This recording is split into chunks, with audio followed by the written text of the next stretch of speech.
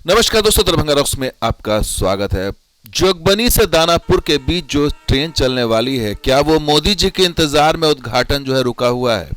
आज इसी की बात करेंगे और पूरी डिटेल बताएंगे कि रेलवे के जो अधिकारी हैं वो बेवकूफ़ बनाते रहे कि कुछ काम बचा हुआ है, 10 दिन में हो जाएगा, 5 दिन में होगा, लेकिन असली कहानी प्रधानमंत्री मोदी जी के डेट के फाइनल करने को लेकर के है। और उम्मीद है कि 27 तारीख को जो बेतिया का दौरा उनका संभावित है, उसमें वो इसका उद्घाटन करेंगे और वो भी वीडियो कॉन्फ्रेंसिंग के माध्यम से संभव हो सकता है। अब देखना होगा। अभी तो मोदी जी का जो है वो जो प्लान होता है या जो कार्यक्रम होता है वो बहुत ही गुप्त और बहुत ही तरीके से उस सेट होता है। तो देखना होगा इस महीने की जो 27 तारीख है उसको होता है या नहीं। लेकिन जो अखबारों में खबर छपी है उसके अनुसार इसी महीने जो है वो दानापुर जोगबनी और दानापुर जोगबनी सहरसा जो ट्रेन है उसका उद्घाटन हो जाएगा।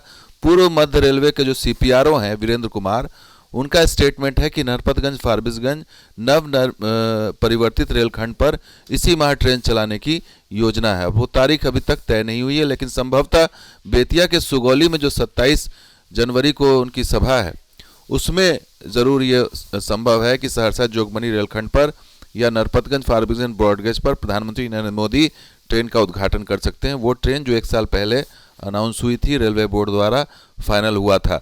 तो अब देखना होगा कि फाइनल क्या होता है। अभी ये सब ऑफिशियल नहीं है, लेकिन पीएम नई और विस्तारित ट्रेनों को वीडियो कॉन्फ्रेंसिंग के माध्यम से हरी झंडी दिखाकर रवाना करेंगे। ये अखबारों में खबर आई हुई है और खबर खुशखबरी है कि इस महीने ही हो जाएगा। और पिछले दिनों लाइट इंजन से सहरसा, दरभंगा और समस्तीपुर के जो लोको पायलट और असिस्टेंट लोको पायलट हैं उन्होंने लर्निंग प्रशिक्षण लिया था, तो इससे भी उम्मीद जो है वो बढ़ गई कि शुरू होने वाली। और ये जो अप्रूवल था, आपको बता दें 21/4/2023 यानी कि पिछले साल अप्रूवल था। ये लेटर रेलवे बोर्ड का था जिसमें इन दोनों ट्रेनों का जिक्र किया गया था, अप्रूव किया गया था।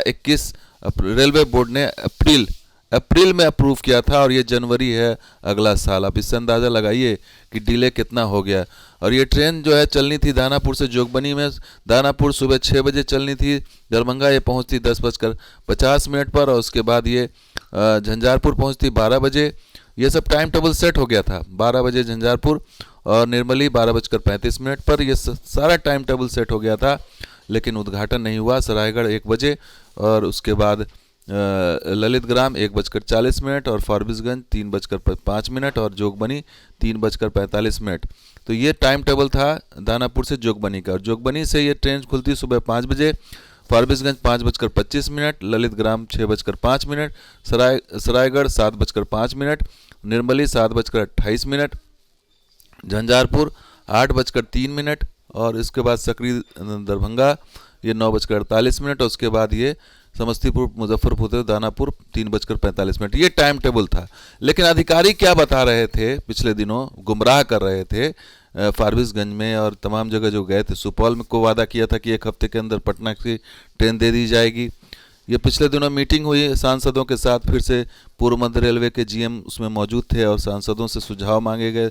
तमाम सांसद मौजूद थे उसमें। गोपाल जी ठाकुर भी थे, झंझारपुर के सांसद थे, सुपौल के सांसद थे, अररिया के सांसद थे, मुजफ्फरपुर के सांसद थे, सीतामढ़ी के सांसद थे, शिवहर के सांसद, तमाम सांसद वहाँ उसमें मौजूद थे। और उसमें आपको बता दें कि क्या बातें हुई, उसमें क्या डिमांड रखी गई। और डिमांड यही थी कि जो ट्रेन जो चलनी है, जो अप्रूवल है, उसको चला दीजिए। जो ललित ग्राम से फारबिसगंज केवल आपको 29 किलोमीटर है। सीआरएस इंस्पेक्शन 13 जनवरी 2023 को ही हो गया है। आज 1 साल से ज्यादा हो गया है, लेकिन उस ट्रेन का वो झंडा अभी तक दिखाया नहीं गया। आपका रिमार्क में आया है जो राष्ट्र के समर्पण हेतु तिथि निर्धारण प्रतीक्षित, तो यह तिथि कब तक निर्धारित होगा या कुछ टेंटेटिव डेट बता सकेंगे? दूसरी बात, जो उसी तरह जो जोगबनी से दानापुर और दानापुर से लेकर के जोगबनी से सहरसा 2 मेल एक्सप्रेस ट्रेन है, उसका भी रेलवे बोर्ड ने टाइम टेबल निर्गत कर दिया है। लेकिन उसका भी जो है दोबारा कब होगा, इसकी भी क्या डेट कुछ टेंटेटिव डेट क्या बताने का कृपा करेंगे?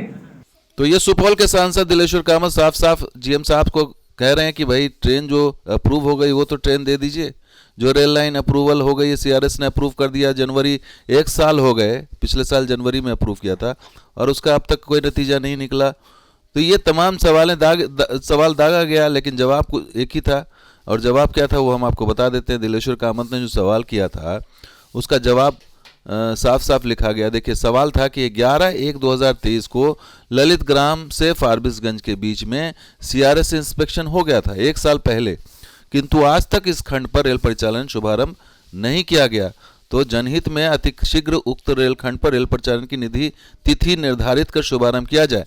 और इसका जो जवाब था वो क्या था ये समझ लीजिए।